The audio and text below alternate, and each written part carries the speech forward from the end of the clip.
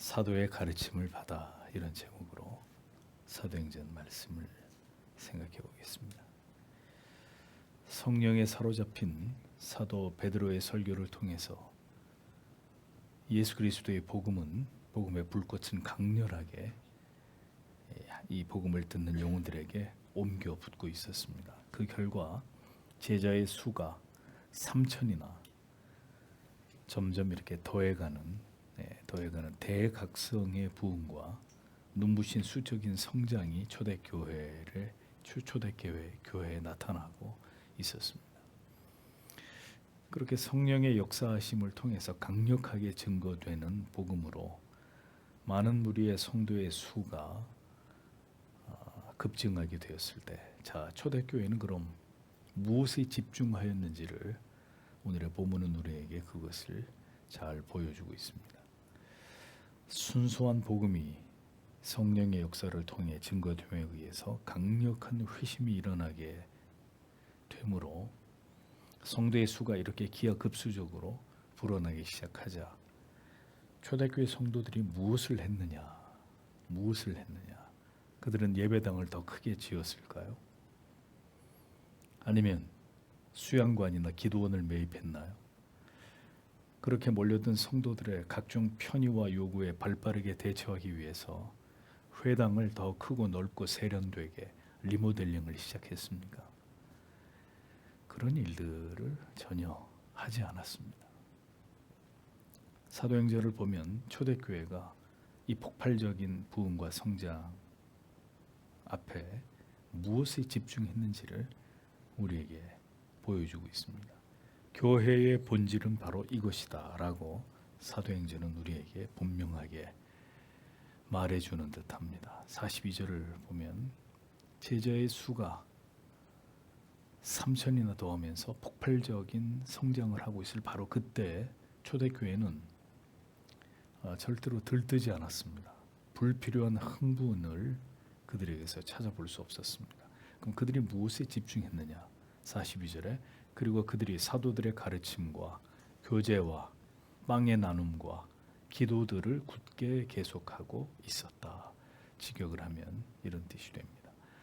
사도들의 가르침과 교제의 빵의 나눔과 기도들을 굳게 계속하고 있었다. 세 가지입니다. 한글 성경에는 저희가 사도의 가르침을 받아라고 기록되어 있습니다. 베드로의 설교를 통해서 회심을 경험한 당시 초대교회 성도들은 회심을 하고 난 다음에 곧바로 뭘 했느냐? 그들은 즉시 진리에 대한 불타는 열정을 갖게 되었습니다. 하나님의 말씀에 대한, 진리의 가르침에 대한 타는 목마름을 그들이 갖게 되었다는 것입니다. 이것이 바로 회심한 성도에게 나타나는 가장 뚜렷한 변화입니다. 하나님과 하나님의 말씀을 알고자 하는 거룩한 열정이 그들의 가슴 속에 불타오르고 있었다는 것입니다. 진리에 대한 한없는 허기짐과 목마름이 그들에게서 생겨나게 된 이 역사적 사실을 보십시오. 성령을 통해서 진정한 회심을 경험한 신자라면 반드시 진리에 대한 이러한 간절한 사모함이 그 영혼 속에 그를 지배하고 있어야만 합니다. 여러분들에게 분명히 말씀드리죠. 교회를 다녀도 하나님의 말씀에 대한 열정, 이 말씀에 대한 호기심, 거룩한 호기심, 이 말씀에 대한 목마름이 없는 사람은 진정한 회심을 경험한 사람이 아닙니다. 오늘날도 많은 사람들이 교회를 다니지만 그들이 교회를 다니는 목적은 전혀 성경적이지 않은 목적과 동기를 따라서 교회를 다니기만 하는 이런 자들이 부지기수입니다. 초대교회 성도들, 그들은 그들 마음대로 예수를 믿지 않았습니다. 회심을 경험하고 난 다음에 자기들이 생각하는 어떤 우선순위를 따라서 자기들 마음대로 신앙생활을 하지 않았습니다. 사도를 통해서 계속해서 가르침을 받는 일에 집중하고 있었습니다. 방언이나 예언, 신유의 은사에만 혈안이 되어서 눈에 보이는 현상이나 어떤 체험에만 집착하는 것은 온전한 회심일 수가 없고, 그렇게 시작된 믿음은 그 모든 현상이 사라질 때 믿음도 아주 빠르게 자취를 감추기 마련입니다. 환상을 보고 음성을 듣고 방언을 받으면 어떤 신비한 체험을 하면 진리의 세계가 저절로 열려집니까? 하나님의 말씀의 이 깊은 진리가 저절로 막 깨달아지나요? 신앙을 이렇게 감각에 의존해서 단순화하는 것이 얼마나 위험하고 어리석은 것인지를 우리는 분명히 알아야 합니다. 그러니까 이것만 되면 신앙은 끝이다. 마치 무슨 단기 속성으로 뭔가를 이룰 수 있다는 식의 오늘날 소위 말하는 영성 훈련이나 어떤 교회에서 하는 각종 코스, 무슨 프로그램, 여전히 교회에서 유행하고 있는 모습들을 봅니다. 자, 이런 것들을 잘 이런 과정들을 수료하기만 하면 그냥 뭐 없던 믿음도 생기는 것처럼 여쭤보고 싶습니다. 그래서 사람들이 정말 달라졌습니까? 아버지 학교, 어머니 학교 하면 사람이 180도 바뀌나요? 온전한 회심을 경험하게 되나요? 그런 코스에 집어넣어서 어떤 프로그램에 집어넣어서 며칠을, 몇 주를, 몇 달을 돌리면 그래 뚝딱하고 신자가 만들어진답니까? 영혼이 변화되는 길은 오직 진리의 가르침을 통해서일 뿐입니다. 진리가 한 영혼을 관통하고 지나갈 때만이 그는 새로운 세상을 경험하게 되는 것이고, 그 진리를 통해서만이 예수 그리스도께서 인격적으로 그를 만나 주시게 되는 것입니다. 오늘 이 시대에도 마찬가지입니다. 사도의 가르침, 즉 올바른 참된 진리의 선포와 가르침만으로 성도의 믿음은 자라나게 되어 있습니다. 교회는 진리 위에만 확고하게 서 있어야 된다는 사실을 우리는 믿어야 합니다. 결국 영혼을 변화시키는 능력은 어떤 프로그램도, 찬양 집회도, 유명한 교회를 다니고 있다는 이력도, 세련된 무슨 교회 찬양팀이나 첨단의 시설이나 오케스트라나 파이프 올겐의 어떤 반주의 힘이 아니라 오직 진리의 가르침뿐이라는 사실을 우리는 분명히 알고 믿어야 합니다. 초대교회 성도들은 오직 사도의 가르침에만 집중했습니다. 하나님의 말씀을 배우는 일에만 몰두했습니다. 오늘날 교회의 문제는 무엇이냐? 이 시대 대부분의 교인들은 더 이상 설교에 그다지 큰 기대를 걸지 않습니다. 아니, 정확하게 말하면 성경을 설교하는 것에 대해서 흥미를 느끼지 않습니다. 가능하면 짧은 메시지를 선호하고, 설교는 재밌고 흥미롭고 감동적인 메시지여야 사람들이 좋아합니다. 설교자에게 그런 것을 요구합니다. 성경의 올바른 주회나 교리의 깊은 가르침과 교훈을 통한 영혼의 깨달음과 진리가 우리의 삶의 어떤 부분을 날카롭게 교정해서, 날카롭게 그것을 파고들어서 그것을 고치고 교정하고, 때로는 준엄하게 책망을 하고 있는 이런 말씀의 기능에 대해서는 관심도 없고 좋아하지도 않습니다. 오직 복을 빌어주고 세상에서 그들이 원하는 바가 다 이루어질 것이라는 이 형통의 메시지만을 사람들은 좋아할 뿐입니다. 되도록이면 성경의 딱딱한 말씀은 피하고 기가 막힌 축복을 받은, 대박을 받은, 대박이 난 사람들의 이런 간증에 사람들은 언제나 더 솔깃해합니다. 마음의 평안과 위로를 얻기 위해서, 또 자기가 좋아하는 사람들과 교제를 나누기 위해서 교회를 다닌다고, 교회를 다니는 대부분의 사람들은 그들의 종교 생활의 동기와 이유를 이렇게 밝힙니다. 모두 종교적인 생활일 뿐이지 신앙 생활은 아닙니다. 우리들처럼 교회에 주일 하루의 대부분의 시간을 보내는 것을 일반 교회를 다니는 보편적인 교인들조차도 이해하지 못하는 시대가 되어버렸습니다. 이단 아니냐고. 그런데요, 무슨 교회를 가서 하루 종일 있냐고. 1시간 예배 드리면 끝이고 그 다음에는 주일날도 내 마음대로 내 하고 싶은 걸 하는 게 정상이지, 무슨 놈의 교회를 가서 하루 종일 있냐고. 이해하지 못한답니다. 다른 교회를 다니는 그런 사람들이. 1시간 예배에 앉아 있는 것만이 신앙의 의무의 전부라고 여기는 사람들이 이 시대의 보편적인 대부분의 교인들입니다. 우리는 기독교라는 종교가 주는 감동과 위로를 즐기고 내가 좋아하는 설교를 쇼핑하기 위해서 교회에 오는 것이 아닙니다. 사도의 가르침, 바로 영원히 참된 진리이신 하나님의 말씀을 배우고 깨닫고 그래서 어떻게 살아가는 것이 하나님을 진정으로 영원롭게 하는 길이고 하나님을 기쁘시게 하는지를 배워가는 것이 성도의 본질이고 사명임을 알아서 그 참된 믿음의 좁은 길로 행하고자 하는 자들, 그들만이 신자들입니다.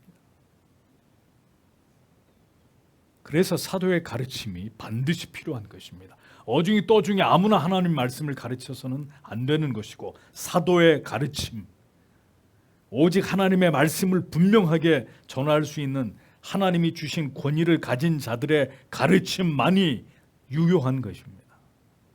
성경과 교리를 분명하게 가르쳐 전달하는 설교자의 중요성은 아무리 강조돼도 지나치지 않습니다. 지금처럼 아무나 성경을 가르치고 책을 내고 교회를 세우고 뭐 하는 짓들인지 모르겠습니다. 그런데도 사람들은 미어터지게 모입니다.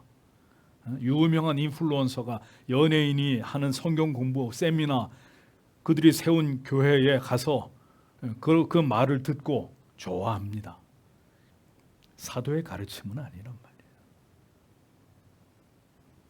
하나님의 말씀을 통해서 무엇이 옳고 무엇이 그른지 우리 삶을 마치 현미경으로 들여다보듯이 진리의 말씀을 통해 우리 안에서 드러난 죄를 발본색원하고 더 하나님과 친밀함을 얻기 위해서 경건에 이르기를 진력하는 삶에 관해서 날마다 배우고 묵상하고 깨달아 나아가기 위해서 부단히 힘쓰는 것이 바로 하나님이 말씀하는 하나님을 신앙한다는 의미란 말이죠.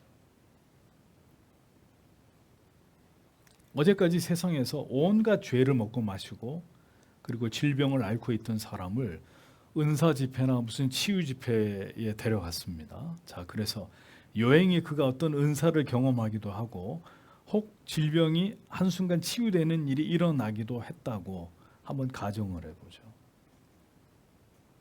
자, 그러면 그런 체험만으로 그가 진실된 믿음을 가진 신자로 그의 신앙을 시작할 수 있는 것일까요? 어느 신학대학원의 개강 수련회 몇 년 전에 들은 얘기입니다. 어느 신학대학원에서 개강 수련회를 하는데 그 수련회의 강사 목사님이란 분의 설교의 내용이 전도에 관한 것이었답니다. 그런데 문제는 전도를 할 때 이러한 복음을 가지고 전도를 해라 뭐 이런 내용이었으면 좋았겠지만 전도의 내용이 아니라 전도의 방법에 대한 강의였습니다. 그 전도의 방법이라고 하는 것이 뭐냐? 발 마사지였습니다.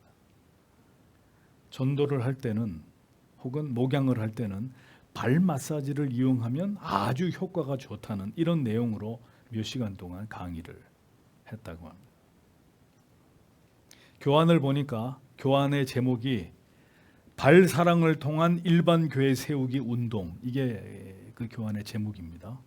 내용에는 새신자 등록 전 발 마사지 사회 봉사, 전교인 1인당 발 마사지 사회 봉사, 전교인을 발사랑 봉사자로 키우라, 뭐 이런 것들이 신학대학원 개강 수련회 강사의 강의 내용들이었습니다.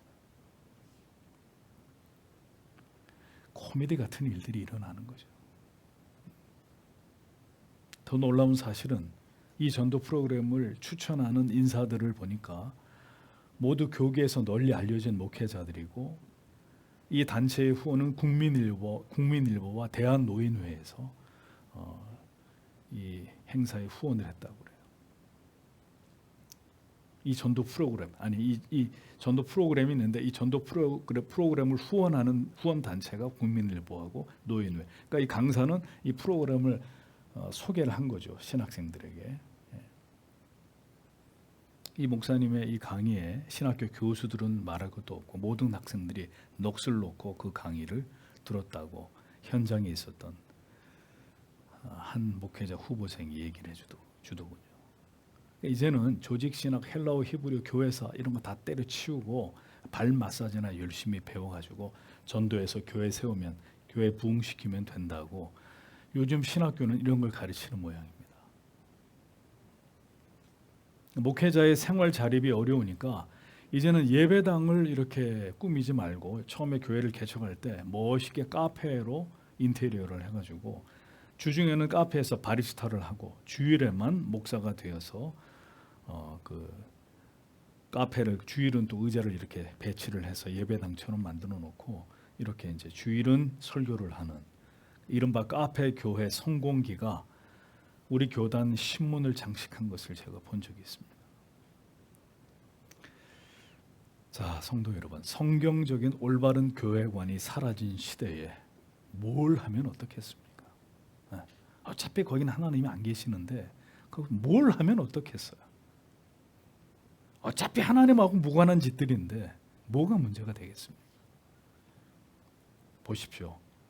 성경과 교리가 신앙의 기준과 표준이 되지 않을 때 이런 일들이 일어나는 것입니다. 그런데 이런 일들은 지금만 일어났던 게 아니라 몇백 년 전에도 예배 시간에 이쪽하고 저쪽에 이렇게 줄을 이렇게 달아놓고 원숭이가 이렇게 건너다니는 예배당인지 서커스를 하는 무대인지 이렇게 예배를 드리던 시대가 있었습니다. 계속 반복되는 거, 이 미친 짓들이 계속 교회 안에서 반복되는 것입니다.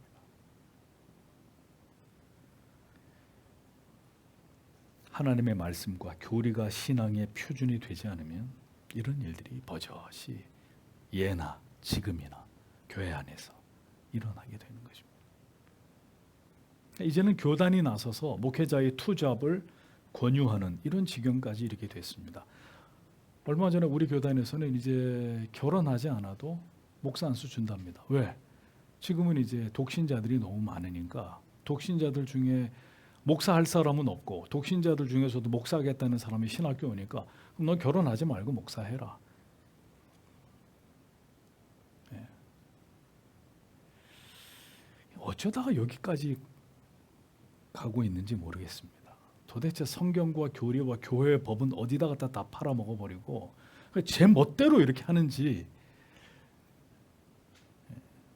참 안타까운 일들이 일어나고 있습니다. 이게 바로 하나님께 묻지 않는, 인간들이 제 소견에 오른 대로 자기들 멋대로 행하는 시대의 망조가 아니면 무엇이겠습니까? 그러니까 개탄하지 않을 수 없지만 오늘 이것이 한국 교회의 현실입니다. 사도의 가르침, 분명한 진리의 기준을 제시하면서 어떻게 살아가는 것이, 어떻게 예배하는 것이, 어떻게 하나님을 믿는 것이 성도의 삶이고 하나님께 영광이 되는 삶인지에 대한 가르침은 철저하게 외면을 당하고 그 자리에 복음이 아닌 것이 지극히 인간의 머리에서 나온 어리석은 대안들이 진리의 자리를 대신 차지하고 있는 이런 시대가 되어버렸다는 거죠. 우리는 세상을 지금 욕할 틈이 없습니다. 교회가 사느냐 죽느냐, 교회를 다시 개혁하느냐, 이대로 푹푹 썩어 문드러질 것이냐, 우리 이제 이 기로에 서 있는 것입니다. 이 모든 게 무엇 때문이냐? 초대교회는 사도의 가르침을 받았다. 이젠 더 이상 하나님의 말씀이, 그 하나님의 진리가 우리의 신앙의 절대 기준이 되지 않고 있는 타락한 시대가 되어버린 것입니다. 이것이 바로 오늘 이 시대가 하나님의 지엄하신 심판을 향해서 다가가고 있다는 결정적인 명백한 증거들이 되는 것입니다. 추상 같은 교리가 바로 서 있고 교회는 권징이 시행되고 거룩한 성례를 통해서 그리스도의 피와 살을 기념하고 우리가 그 은혜를 체험하는 이 거룩한 수단이 교회에서 정기적으로 행해지던 그 시대의 성도들은 가장 진리가 말씀하고 있는 성도의 모습에 근접한 신앙으로 하나님을 경외했단 말이죠. 그러나 지금 이 시대 교회는 진리의 가르침과 올바른 교리에 대한 깨달음으로 더욱 세상을 등지고 주님을 위해 살고자 갈망하는 성도들이 점점 찾아보기 힘든 시대가 되고 있습니다. 그 이유는 하나님의 말씀이 선포되지 않기 때문입니다. 하나님의 분명한 진리의 가르침이 강단에서 소멸되고 있기 때문입니다. 사람들의 비유나 맞춰주고 무슨 짓을 하고 다녀도 다 괜찮다고 하나님은 다 여러분들을 사랑한다고 말하는 거짓된 복음이 강단을 더럽히고 있기 때문에 이런 일들이 일어나고 있는 것입니다. 자기 자신이 여전히 중심이 되어 있으면서도 스스로 그리스도인임을 자처하는 자들이 교회를 오는 이유는 도대체 무엇 때문일까요?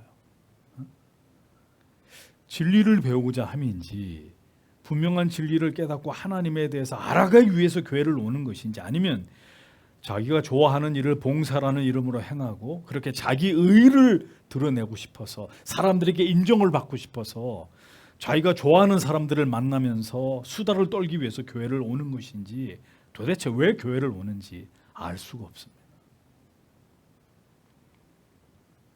교회를 통해서 진리의 가르침을 부지런히 배우고 익히는 일은 더 이상 우리의 신앙의 중심이 되고 있지 못하다는 것입니다. 그러면 도대체 교회를 왜 나오냔 말이에요. 왜? 기억하십시오. 초대교회는 그 급격한 수적인 증가 속에서 어디에 생명을 걸었느냐? 오늘 이것을 우리의 마음에 새겨야 한다는 것입니다. 그것은 바로 진리의 가르침, 그 진리를 배우는 것에 모든 성도가 집중했다는 것입니다. 진리가 말씀하고 있는 신앙의 분명한 기준과 원칙을 회심한 성도들의 영혼 가운데 더 선명하게 새겨놓고 그 진리를 채워주는 일에 초대교회는 그것에 집중하고 있었습니다. 자, 다음에 그럼 또 다른 어떤 본질에 초대교회가 집중을 하였느냐? 바로 교제였습니다. 서로 교제하며 떡을 떼며라고 적고 있습니다. 여기서 떡을 뗐다는 것은 단순히 식사를 했다는 그런 의미가 아닙니다. 바로 그리스도의 죽으심을 뜻하는 성찬을, 죽으심을 기념하는 성찬을 뜻하는 것이죠. 이것은 초대교회의 성도들의 모든 교제의 중심에 예수 그리스도의 십자가가, 그 그리스도의 위대하신 부활 사건이 우뚝 서 있었음을 보여주는 것입니다. 그들의 교제를 지배하는 정서와 주제는 언제나 죄인을 위해 살찌고 피 흘려 죽어주신 그리스도의 죽으심과 그리고 그리스도의 영광스러운 부활에 맞추어져 있었다는 것을 볼 수 있습니다. 그들은 그랬습니다. 상상해 보십시오. 초대교회 성도들의 모임이 가벼울 수 있었을까요?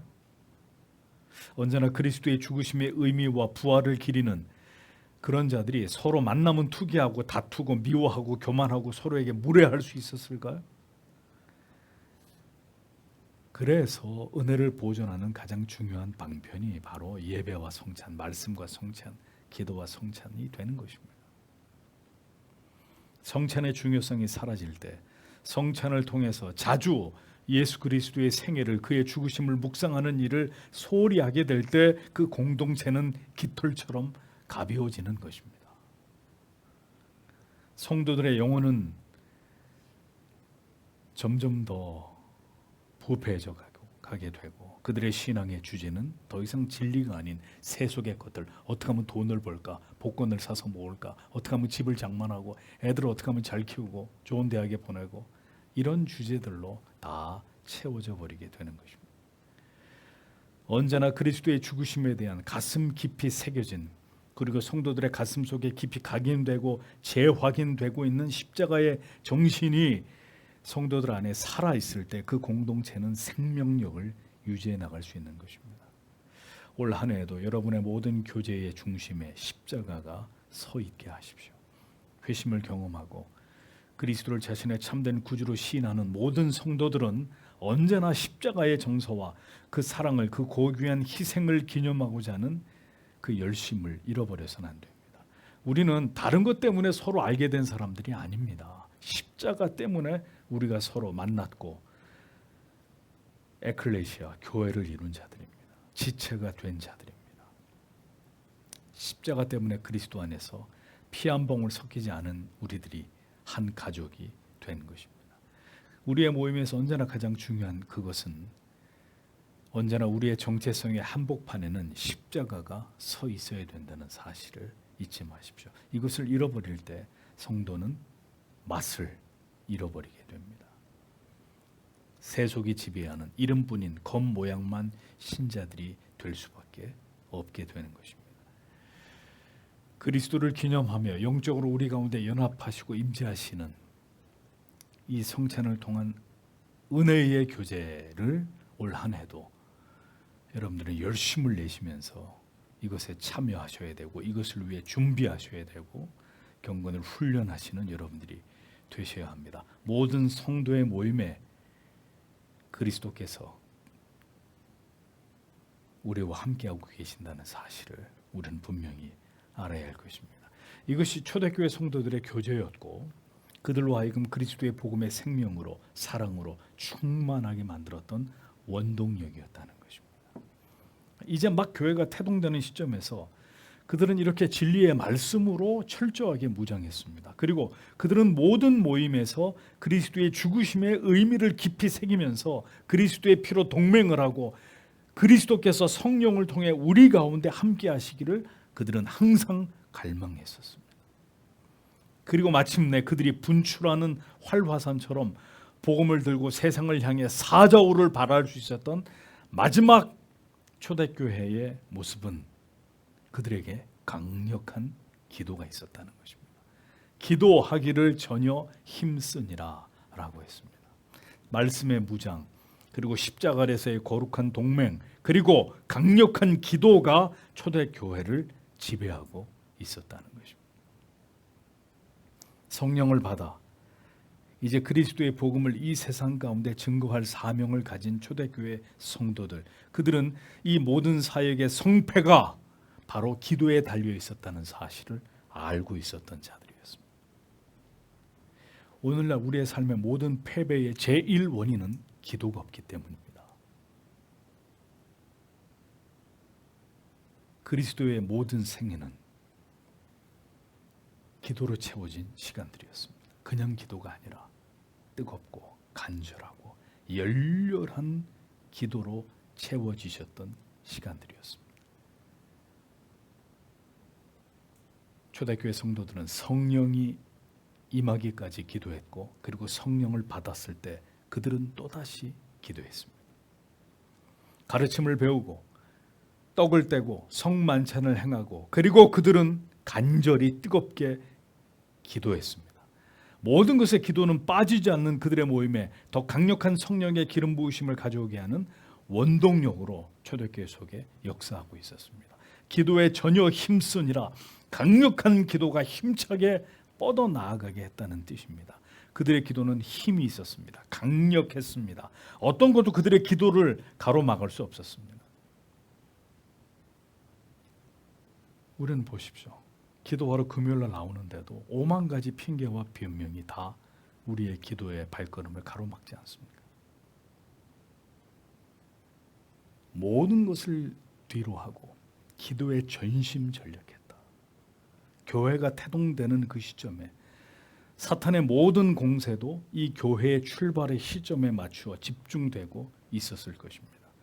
초대교회가 세워지자 얼마 되지 않아서 큰 박해가 시작됐다는 걸 보면 교회가 세워질 무렵에 사탄도 아주 이 교회를 분쇄시키기 위해서 총 공세를 가했다는 사실을 교회 역사가 우리에게 증언합니다. 자, 그런 상황에서 그들은 무엇을 의지하며 그 박해의 상황을 극복하고 앞을 향해 전진해 나갈 수 있었겠습니까? 뭘 통해서요?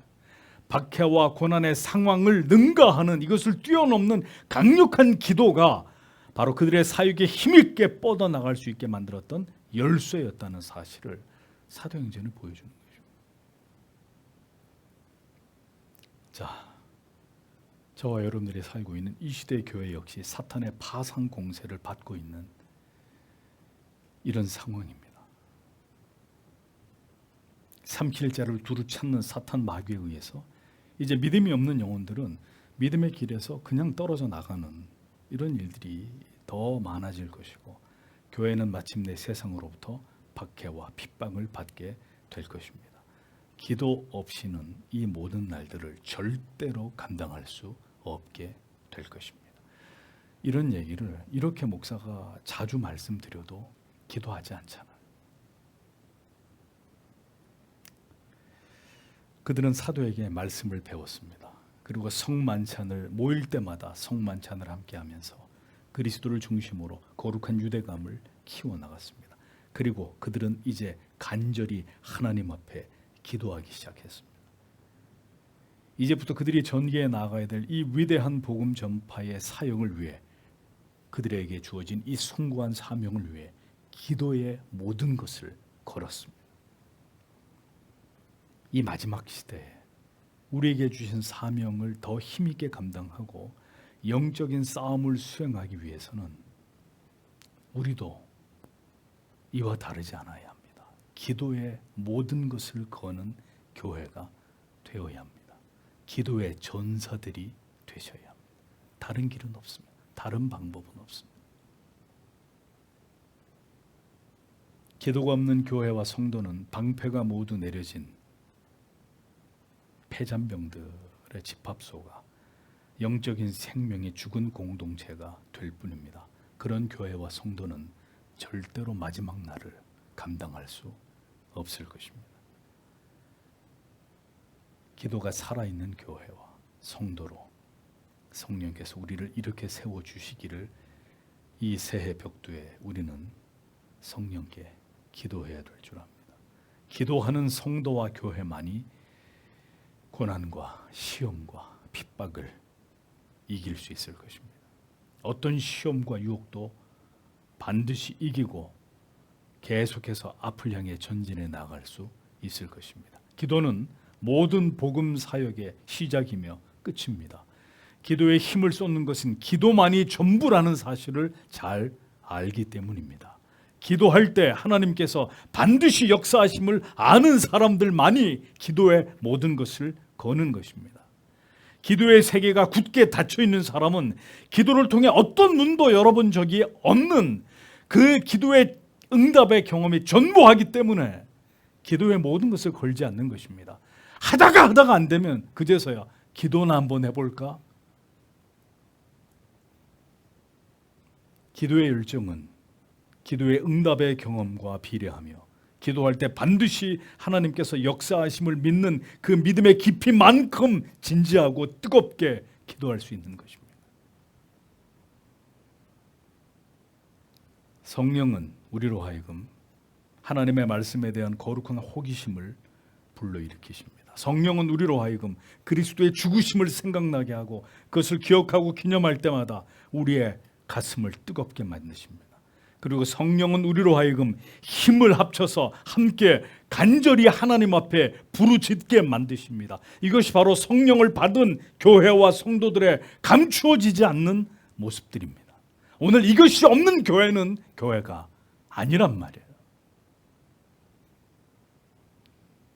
성령을 받아 회심을 경험하며 주님의 몸된 교회를 섬겨 나갔던 그들이 무엇에 집중했는지를 생각해 보는 것은 이 마지막 시대의 교회가 무엇에 집중해야 되는지를 보여주는 매우 중요한 표지가 되는 것입니다.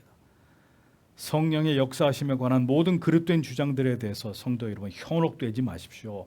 성령 은사주의자들 다 엉터리 같은 아무것도 모르는 사람들입니다. 성령을 받고 회심한 초대교회 성도들이 은사주의에 빠졌습니까? 기복주의에 열광했습니까? 어떤 프로그램을 만들어냈나요? 교회를 더 크게 짓는 일에 몰입했습니까? 그들은 거기에 아무런 관심도 없었습니다.